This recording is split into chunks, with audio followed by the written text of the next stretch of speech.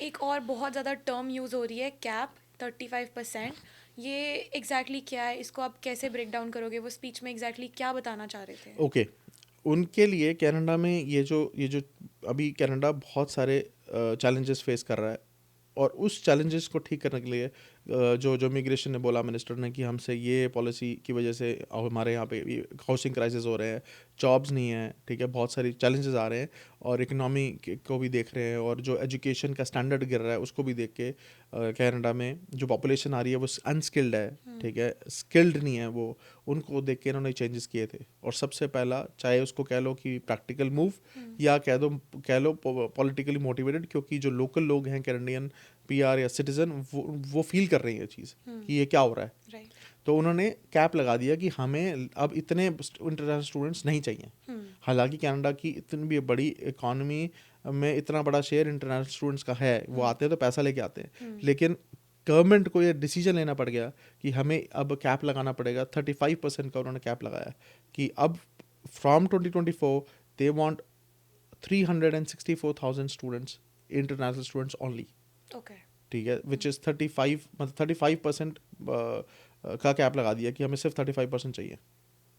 जो कि 100% से सीधा 35 पे गिर चुका हाँ है। हाँ, हमें उन्होंने कैप लगा दी कि ये इतने ही हमें चाहिए। पिछले साल 8-9 लाख बच्चा आया था, ओके। ठीक है, कम कर दिया उन्होंने।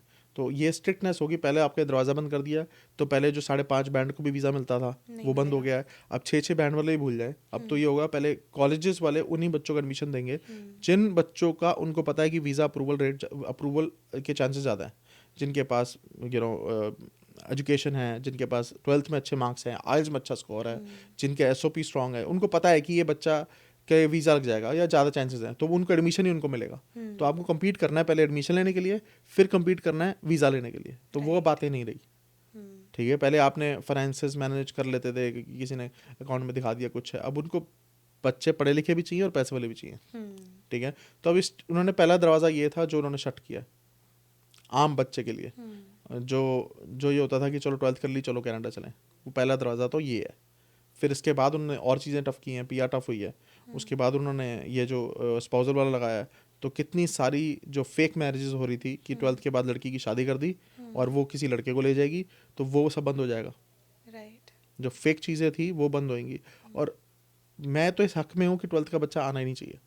मैं इस हक़ में हूँ कि बच्चा आए तो ग्रेजुएशन करके आए, कम से कम एक मैच्योरिटी लेवल होता है। प्लस ग्रेजुएशन करता है तो उसको पता लगता है मैंने करियर में करना क्या है। करना क्या है। मैंने मास्टर्स करनी है तो मैंने किस फील्ड में करनी है। मैंने अगर सीधा जॉब करने जाना है तो मैंने मार्केटिंग करनी है, मैंने सेल्स करनी है, मैंने एचआर में जाना है, मैंने हेल्थ केयर में जाना है, मैंने करना क्या लाइफ में।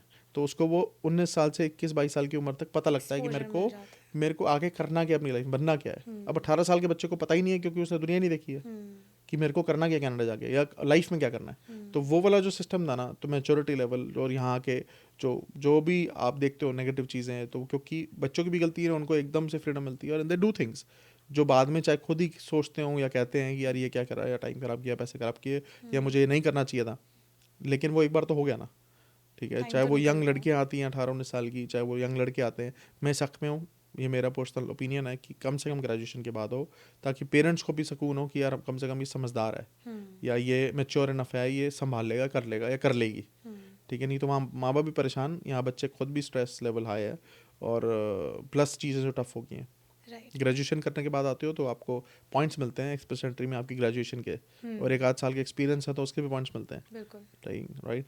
मैं आपको पता होता है कम से कम इतने डिसीजंस ले सकते हो, यार मेरे को वैंकूवर में जाना है कि सरी जाना है, कि टोरंटो रहना है, कि मेरे को एल्बर्टा जाना है, इतना भी बेसिक हो जाता है। फील्ड ही डिसाइड हो हाँ, जाती है तब चाहे तक। अकेले भी आ रहे हो कि फ्रेंड सर्कल नहीं है तब भी आप आ सकते हो।